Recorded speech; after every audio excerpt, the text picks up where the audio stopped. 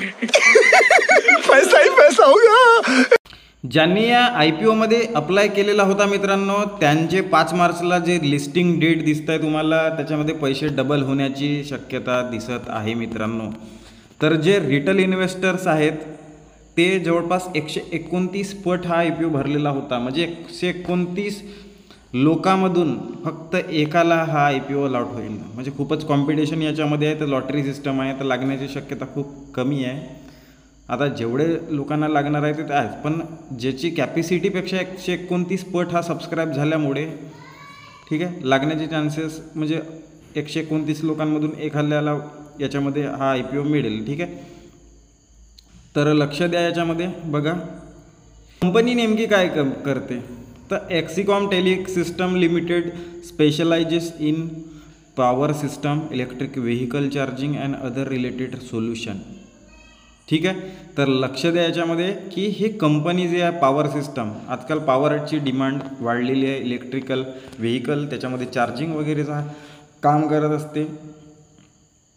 ठीक आहे, 6000 AC आणि DC चार्जर्स ही इंडिया यांनी डिप्लॉय केलेले आहे आतापर्यंत. तर खूप जास्त हे याच्यामध्ये फोकसिंग आहे DC chargers for business and public. तर याच्यामध्ये हे काम करत असते. Totally electrical vehicle related company आहे याच्यामध्ये. तर चांगल्या पद्धतीनं लिस्टिंग होऊ शकते. मला वाटतं आहे की पैसे डबल होतील.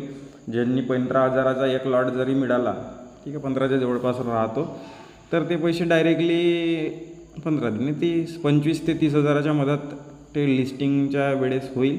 त्याच्यानंतर हा शेअर आपण खाली येतो की वर येतो हा बघू. काही गॅरंटी नाही शेअर मार्केटमध्ये, मी पण नाही देऊ शकत, कोणीच नाही देऊ शकत. ठीक आहे, तर ज्यांना भेटला नाही ते नंतरही घेऊ शकतात, पण ते तुमची चॉईस आहे. ठीक आहे, कोणीही इथं रेकमेंडेशन देत नाही आणि कोणीही गॅरंटी देत नाही. लॉट साईज 100 शेअरचा लॉट साईज होता. म्हणजे 100 शेअर कमीत कमी आपल्याला घ्यावे लागत होते. 132 ते किती 14,200 रुपये एवढेचा हा IPO आपल्याला अप्लाय करता आला असता.